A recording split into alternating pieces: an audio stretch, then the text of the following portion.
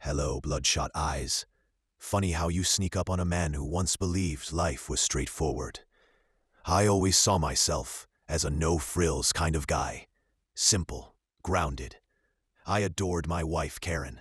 We carved out a modest existence together. A humble little house, a scrappy mutt named Rusty, and what I believed was a strong, unshakable bond. Turns out, that foundation I trusted so deeply, nothing but smoke and mirrors. When the truth came crashing down, that she'd been cheating on me, it hit like a freight train. This wasn't some drunken misstep or one-off lapse in judgment. No, it had been a long, calculated betrayal, hidden behind the mask of our everyday routine.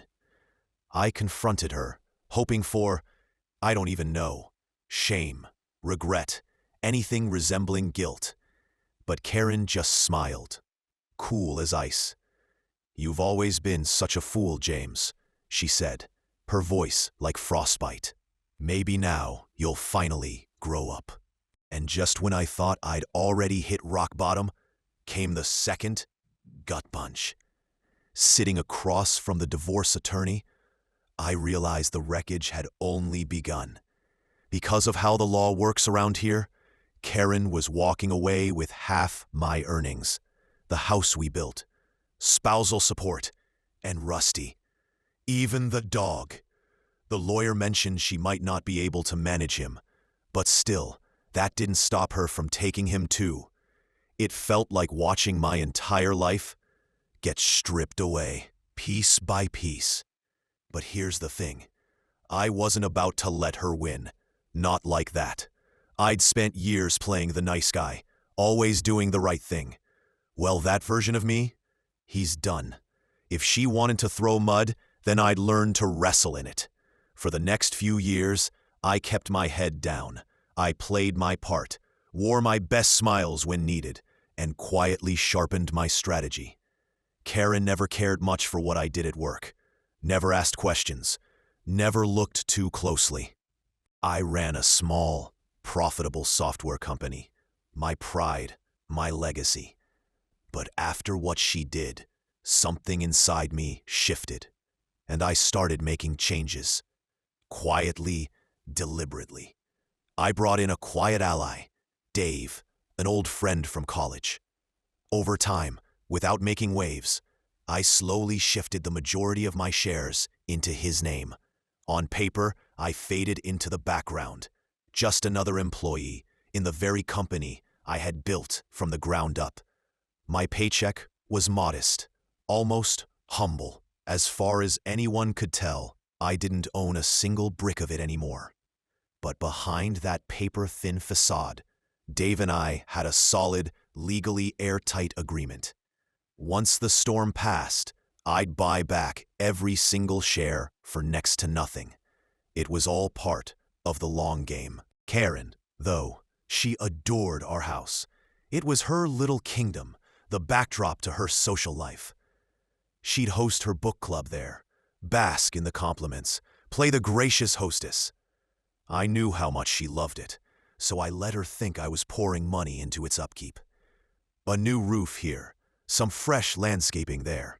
It looked like I was investing in our home's future. In truth, I was bleeding it dry. I deliberately overpaid contractors who were in on the plan. They jacked up prices and delivered shoddy work, barely passable, if not downright poor. But on paper, the property value soared. All smoke and mirrors, just like her loyalty. As for the novel, well, it wasn't that much of a secret. I knew exactly who he was. Brad, a flashy real estate agent with a trendy smile and a desire to show off. He exuded arrogance, flaunting his money as if it could buy an airplane. And me? I played it cool. Subtly, without a word, I let Karen believe I was softening. That maybe, just maybe, I'd found it in me to forgive her. That there was still a path back to what we had. It was just enough to make her comfortable. Emboldened, even. Soon she wasn't hiding her relationship with Brad anymore. She flaunted it, and that was exactly what I wanted. All the while, I had a private investigator on the clock. Every romantic getaway, every overpriced trinket Brad gifted her, it was all meticulously tracked, time-stamped, and filed away like pieces of a puzzle. Nothing slipped through the cracks. Years rolled by. I played the doting husband to perfection. Never raised my voice, never slipped up. I even surprised Karen with an anniversary gift, wrapped in a smile and false warmth. She had no idea I was counting down the days. And when the moment finally came, I filed for divorce without a hint of warning. Karen walked into the mediation room, wearing that same smug expression she'd worn the day she told me to grow up. But it didn't last. The second my lawyer began laying out the evidence, her smile faltered, then vanished altogether. The investigators' reports told a damning story.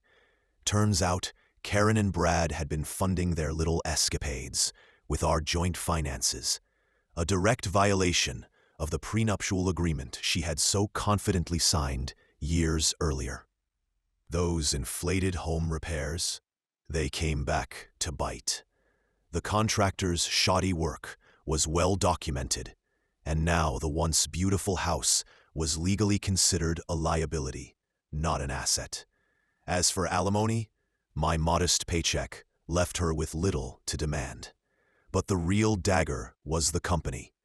Since, on paper, I didn't own it anymore, there was nothing for her to claim. No shares, no stake, no leverage. The business I'd poured my soul into, untouchable. When the dust finally settled and the divorce papers were signed, Karen walked away with a fraction of what she thought she'd walk in with. A rundown house, bleeding value. A dog she couldn't afford, and absolutely no access to my company. And just when I thought the chapter was closed, well, life threw in a plot twist I didn't see coming. I didn't feel victorious after the divorce. There was no sense of conquest, no celebration. What I felt was something far better. Freedom, the quiet, steady kind that seeps in when you realize you no longer have to live by someone else's script. I sold the house, our house, or what was left of it, to a developer. Then I packed up what mattered and moved into a cozy little cottage by the lake. It wasn't flashy, but it was mine. The stillness, the wide open sky, the sound of water lapping the shore. It gave me space to breathe again and think. Really think. Karen, meanwhile, tied the knot with Brad. Predictably, it didn't last. A year in, his finances went south, and the glossy facade crumbled. I wasn't surprised. Some things fall apart the same way they come together, fast and for the wrong reasons. Back in the real world, I quietly bought back my shares and took the reins of the company once more. It felt good. Not just to return, but to rebuild something I believed in. We grew, we thrived. This time, it was on my terms. Then, on a crisp autumn morning, as the leaves turned gold and the air smelled of change, I met someone. Her name was Emily. She had this warmth about her, a spark. She was sharp, generous, and when she laughed, it was like the whole world exhaled. We talked for hours that felt like minutes. And for the first time, in what felt like a lifetime, I was truly, honestly happy. Not because I'd come out ahead, not because I'd outmaneuvered anyone, but because I'd finally let the past be the past and made room for something new, something real.